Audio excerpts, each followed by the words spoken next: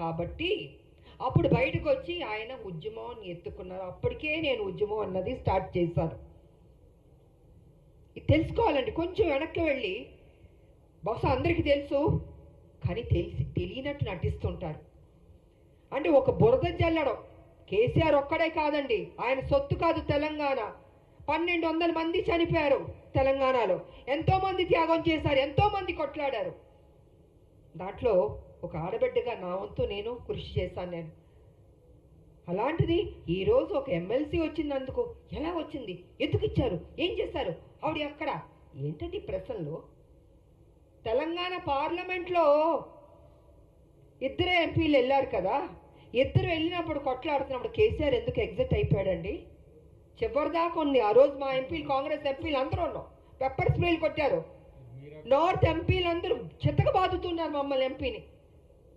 నేను మీరా కుమార్ గారిని ఇలా పట్టుకుని నిలబడ్డాను. నేను ఇంత చేస్తే ఇదండి మీరు మాకు చూపించే కృతజ్ఞత? ఇదా మీ కుట్ర బుద్ధి?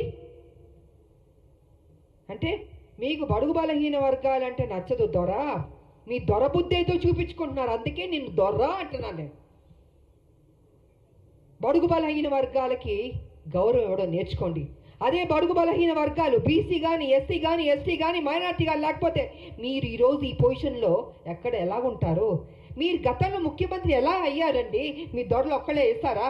ఇంతమంది ఓటు వేయబట్టి మీరు ముఖ్యమంత్రి అయ్యారు, ఇంతమంది త్యాగం చేయబట్టి మీరు ముఖ్యమంత్రి అయ్యారు. అది గుర్తుపెట్టుకోండి దొరగారు. నిన్న వేయడం కాదు రాములమ్మ మీద, మీలా పిరికి బంధం నేను మాత్రం కాదు. గచ్చున్న మహిళని, త్యాగం చేసిన మహిళని, నా ఆస్తులు అమ్మి పెట్టారు తెలంగాణకి. ప్రతిరోజు మీరు నన్ను అవమానించారు, నాతో పని చేయించారు, నేను ఉద్యమాలు చేశాను. నా పార్టీ, నా తల్లి తెలంగాణ పార్టీ ఉంటే మీరు హింస పెట్టి ఆ రోజు జయశంకర్ గారిని నా దగ్గర పంపించి విలీనం చేయండి అని చెప్పింది మీరు కాదా? నేను విలీనం చేస్తానన్నానా నేను? సరే, ఇద్దరూ తెలంగాణ కోసం కొట్లాడుతున్నప్పుడు వేరువేరుగా వెళ్ళకూడదని ఒక దీంతో పెద్ద మనసుతోటి నా పార్టీని నేను విలీనం చేయడం జరిగింది. అంతేగాని వేరే ఏదో ఆలోచనతో మాత్రం కాదు.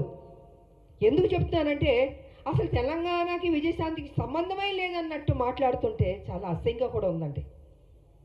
ఒక ఆడబిడ్డని మెచ్చుకోవడం నేర్చుకోండి. మీకు మెచ్చుకోవడం మనసు రాకపోతే నోరు మూసుకొని కూర్చోండి. అంతేగాని మీ ఇష్టం వచ్చినట్టు ఎందుకు ఇచ్చారంటే ఇచ్చారండి కాంగ్రెస్ ఒక ఎమ్మెల్సీ. ఆ ఎమ్మెల్సీ ఇచ్చినందుకు కూడా మీకు అంత బాధ వేస్తుంది బీజేపీకి, టీఆర్ఎస్ అంటే. మా రాజకీయ నాయకుల శత్రువులారా బంద్ చేయండి.